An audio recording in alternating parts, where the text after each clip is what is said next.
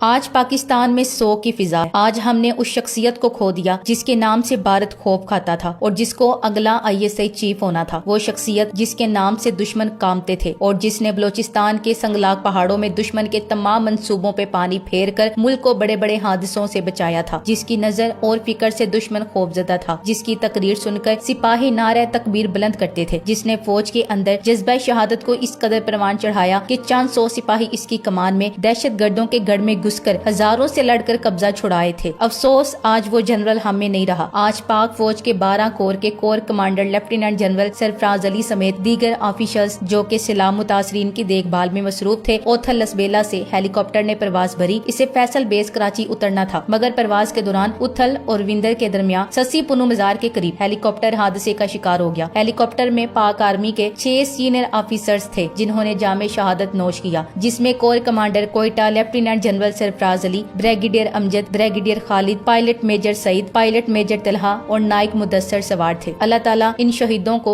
جنت میں اعلیٰ مقام عطا فرمائے اور ان کی فیملی کو صبر عطا فرمائے، آمین۔ کارگل اور سوات آپریشن کے ہیرو لیفٹیننٹ جنرل سرفراز علی شہید کی شہادت نے آج سب کو افسردہ کر دیا ہے۔ وہ فوج کا ایک قیمتی اثاثہ تھے۔ انہیں بہادری کا اعزاز حاصل کرنے والا میڈل یعنی تمغہ بسالت ایک بار نہیں بلکہ 2 بار دیا گیا۔ لیفٹیننٹ جنرل سرفراز شہید 2 بار تمغہ بسالت حاصل کرنے والے چند ایک افراد میں شامل ہیں۔ کور کمانڈر کور کوئٹہ لیفٹیننٹ جنرل سرفراز علی تمغہ بسالت اینڈ بار نے بلوچستان کے زلزلے سے متاثرہ علاقوں کا دورہ بھی کیا اور وہاں کے مقامی لوگوں سے ملاقات بھی کی۔ انہوں نے ہرنائی کے متاثرہ علاقوں میں بچاؤ اور امدادی کارروائیوں میں حصہ لینے والے اپنے فوجیوں کی بھی نگرانی کی اور پھر اسی فرض کے دوران جام شہادت نوش کیا۔ کل نوجوانوں سے خطاب کرتے ہوئے اپنی آخری تقریر میں انہوں نے کہا تھا کہ جنرل کبھی ریٹائرڈ نہیں ہوتا ہے، پاکستان میرا رومانس ہے، یہ ہمیشہ قائم و دائم رہے گا کیونکہ یہ ملک اللہ تعالیٰ کا ایک معجزہ ہے۔ میں اس ملک کے نظریاتی تشخص اور جغرافیائی سرحدوں کے تحفظ کے لیے خون کا آخری قطرہ بہا دوں گا، روشنی دکھا دوں گا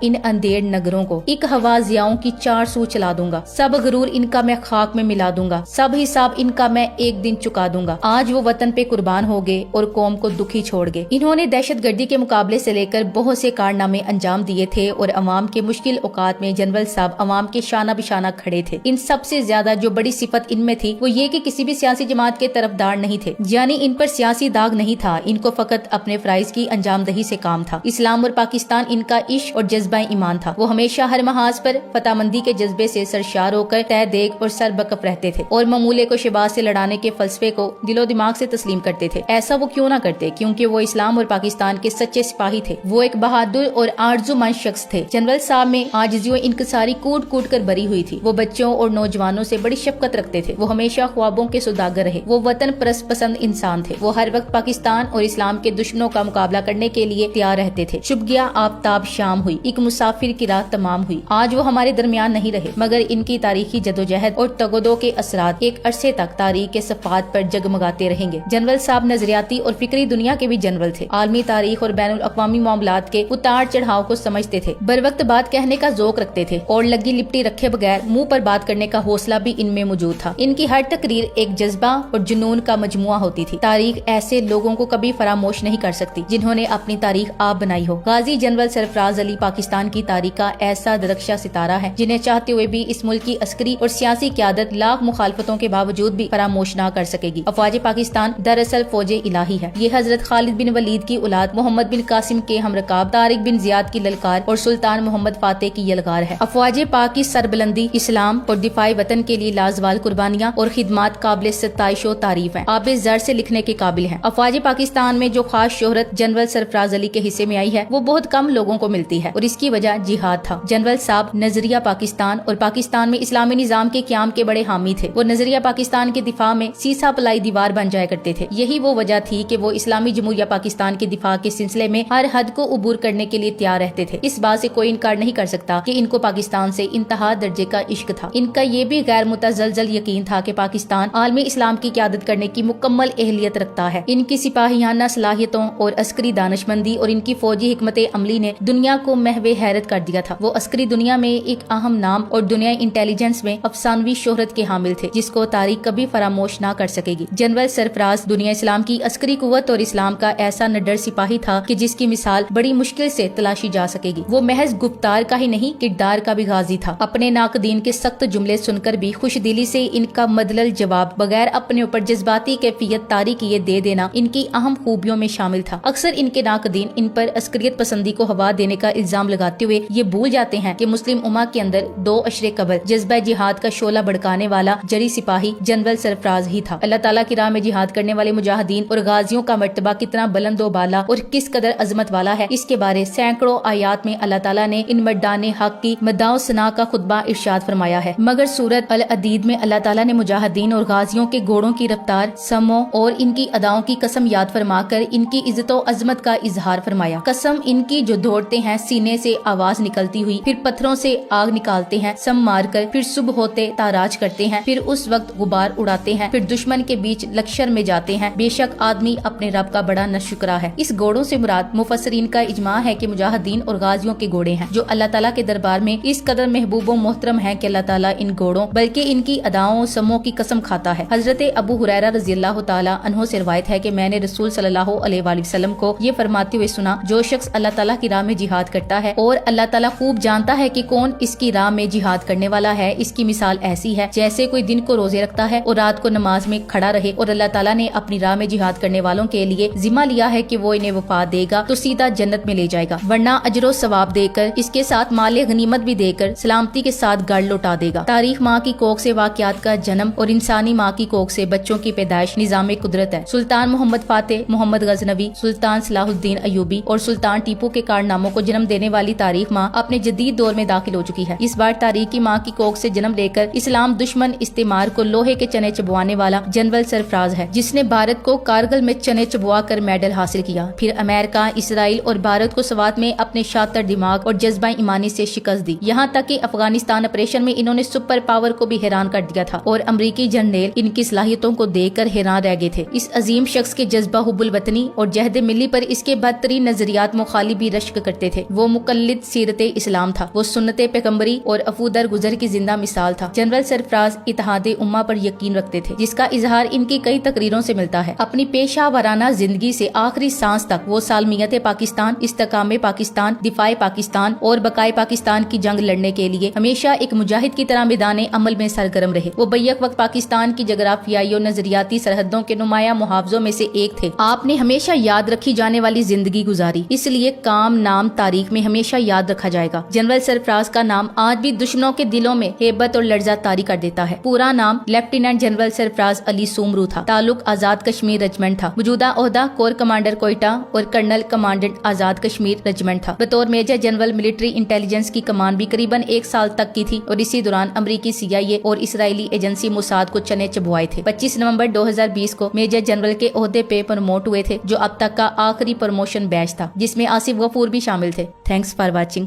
اللہ حافظ۔